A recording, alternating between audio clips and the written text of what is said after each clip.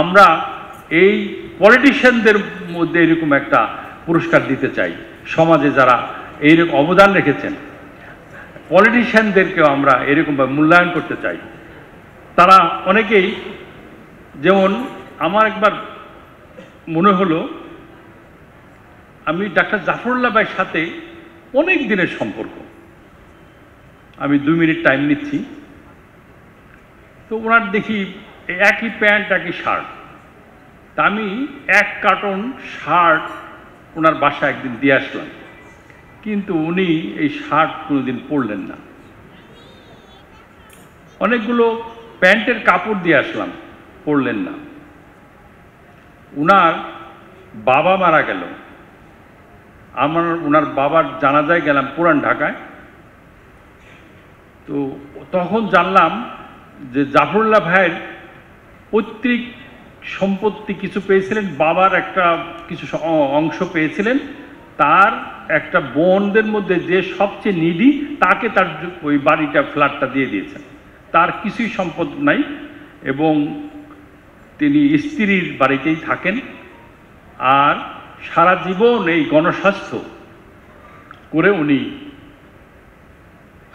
এর মধ্যে ওনার জীবনকে উৎসর্গ করেছেন, স্বাধীনতা যুদ্ধে সক্রিয় অংশগ্রহণ করেছেন। আমি হঠাৎ একদিন উনি আসছেন লুঙ্গি পরে, আমার অফিসের লুঙ্গি পরে আর জামা গায়ে দিয়া দুজনে ধরে নিয়ে আসছে। তা আমাকে এসে বলল, তুমি আমাকে 12 কোটি টাকা দাও। তা আমি হঠাৎ 12 কোটি টাকা, তো বললো যে আমি একটা ডায়ালিসিস সেন্টার করতে চাই। দেখো, একটা মানুষের আল্লাহ যতদিন হায়াত আছে ততদিন সে বেঁচে থাকবে যদি তার দুইটা কিডনি নষ্ট হয়ে গেল প্রপারলি ডায়ালিসিস করা যায়। তুমি এই জন্য আমি একটা ডায়ালিসিস সেন্টার করব, তুমি আমার 12 কোটি টাকা দাও। তো মুখের 12 কোটি টাকা তো অনেক ব্যাপার, তা আমি হঠাৎ করে কেমনে না করি, তা আমি বললাম একটু সময় নেই। তো আমি পরে চিন্তা করে আমি খোঁজ নিলাম উনি কেন উনি 12 কোটি টাকা চাইলেন। তা ওনার 2টা কিডনি নষ্ট ছিল, তো উনি সাধারণ রোগীদের পাশে বসে ওই কিডনি ডায়ালিসিস সেন্টারে গিয়ে অন্য রোগীদের সেবা নিতেন, উনি ভিআইপি কোনো ট্রিটমেন্ট নিতেন না। তো পাশের রোগীকে উনি জিজ্ঞাসা করলেন, আপনার পরবর্তী ডায়ালিসিসের ডেট কত? উনি একজন মহিলা, তো মহিলা হাউমাউ করে কেঁদে ফেলছে। তো কেঁদে ফেললো কেন? তো বলছে যে আপনি বলেন আপনার পরবর্তী ডেট কবে ডায়ালিসিসের? তো বললো যে আমার স্বামী তো রিক্সা চালায়, ওই 3000 টাকা জোগাড় করতে পেরেছে, আর কবে 3000 টাকা জোগাড় করতে পারবে জানি না, তাই সেই কারণে আমার মনে হয় আর আশা হবে না। তো বললো উনি ওখান থেকে সিদ্ধান্ত নিল যে তাহলে সারা জীবন আমি কি করলাম, আমি এই ডায়ালিসিস সেন্টার করলাম। যাই হোক, আমি ডায়ালিসিস সেন্টারের জন্য 5 কোটি টাকা দিলাম। ব্র্যাক সেন্টার আবেদ ভাই অনেক টাকা দিয়েছেন, আবেদ ভাই বোধহয় অনেক টাকা দিয়েছেন, তারপর মোনেম সাহেব টাকা দিয়েছেন, লতিফুর রহমান সাহেব টাকা দিয়েছেন। ওখানে গরিব মানুষের জন্য ফ্রি এবং যে যেভাবে সামর্থ্য আছে ওইভাবে দেওয়া হয়।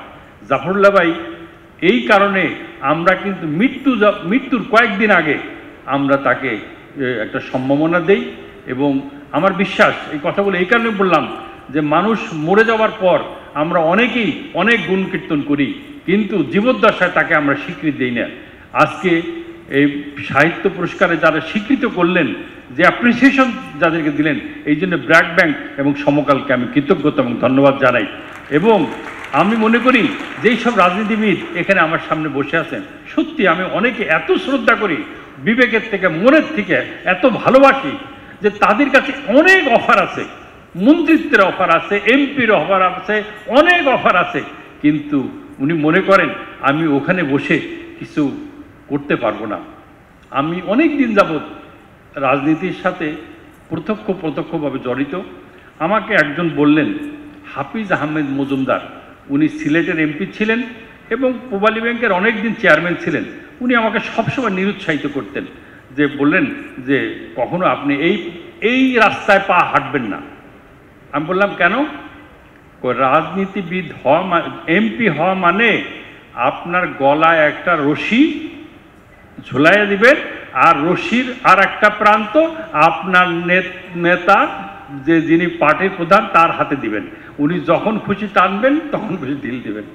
তো এইটা যদি অ্যাকসেপ্ট করতে পারবেন তাহলে আপনি রাজনীতিতে যায়। তো যাই হোক, এটা অনেক কথা। আর পার্লামেন্টে আমার 6 মাসের অভিজ্ঞতা হচ্ছে যে লেনিন যে মন্তব্যটা করেছিলেন পার্লামেন্ট সম্বন্ধে, এটা আজকে বাস্তবতা আমি দেখি, এইটাই সত্য।